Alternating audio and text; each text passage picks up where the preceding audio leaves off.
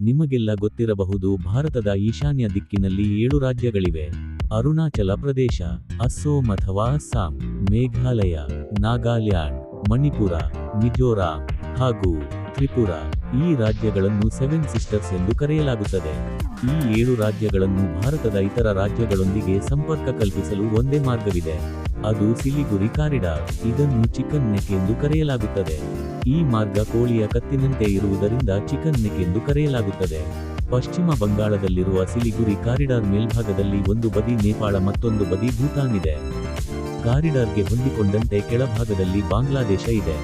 ಹಾಗಾಗಿ ಅಂತಾರಾಷ್ಟ್ರೀಯವಾಗಿ ಸಿಲಿಗುರಿ ಕಾರಿಡಾರ್ ತುಂಬಾ ಪ್ರಾಮುಖ್ಯತೆ ಪಡೆದಿದೆ. ಸಿಲಿಗುರಿ ಕಾರಿಡಾರ್ಗೆ ಧಕ್ಕೆಯಾದರೆ ಭಾರತಕ್ಕೆ ಈ 7 ಸಿಸ್ಟರ್ಸ್ ಜೊತೆಗೆ ರಸ್ತೆ ಮಾರ್ಗವಾಗಿ ಸಂಪರ್ಕ ಕಡಿತಗೊಳ್ಳಲಿದೆ. ಪ್ರಪಂಚದ ಏಕೈಕ ಹಿಂದೂ ರಾಷ್ಟ್ರ ಖ್ಯಾತಿಯ ನೇಪಾಳ ಚೀನಾ ಜೊತೆ ಹೆಜ್ಜೆ ಹಾಕುತ್ತಿದೆ. ಇನ್ನು ಬಾಂಗ್ಲಾದೇಶ ಇತ್ತೀಚಿನ ರಾಜಕೀಯ ಕ್ರಾಂತಿ ಬಳಿಕ ಚೀನಾ ಜೊತೆ ಗಾಢ ಸಂಬಂಧ ಬೆಳೆಸಿಕೊಂಡಿದೆ. ಇದೀಗ ಬಾಂಗ್ಲಾ ಕಣ್ಣು ಸಿಲಿಗುರಿ ಕಾರಿಡಾರ್ ಮೇಲೆ ಬಿದ್ದಿದೆ. ಚೀನಾ ಸಹಕಾರದೊಂದಿಗೆ ಸಿಲಿಗುರಿ ಕಾರಿಡಾರ್ ವಶಪಡಿಸಿಕೊಳ್ಳುವ ಮೂಲಕ ಭಾರತದ ಮೇಲೆ ಒತ್ತಡ ತಂತ್ರ ಹೆಣೆಯಲು ರಣತಂತ್ರ ರೂಪಿಸಿದೆ.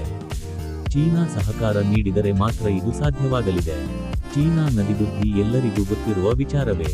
ಆದರೆ ಭಾರತದ ನೇರ ನೆರವಿನಿಂದಲೇ ಸ್ವಾತಂತ್ರ್ಯ ಪಡೆದ ಬಾಂಗ್ಲಾದೇಶ ಭಾರತದ ವಿರುದ್ಧವೇ ಕತ್ತಿ ಮಸೆಯುತ್ತಿದೆ. ಭಾರತದ ಸೇನಾ ಸಾಮರ್ಥ್ಯದ ಮುಂದೆ ಬಾಂಗ್ಲಾದೇಶ ತೃಣ ಸಮಾನ ಎಂಬುದೇನೋ ಸರಿ. ಆದರೆ ಚೀನಾ ಹಾಗೂ ಪಾಕಿಸ್ತಾನದ ಸಹಕಾರದೊಂದಿಗೆ ಉಪದ್ರವ ನೀಡಲು ಹವಣಿಸುತ್ತಿದೆ.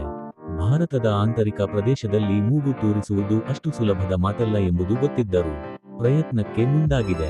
ಈ ವಿಚಾರ ಗೊತ್ತಾಗುತ್ತಿದ್ದಂತೆ ಭಾರತ ಈಗಾಗಲೇ ತೀಕ್ಷ್ಣ ಪ್ರತಿಕ್ರಿಯೆ ನೀಡಿದೆ.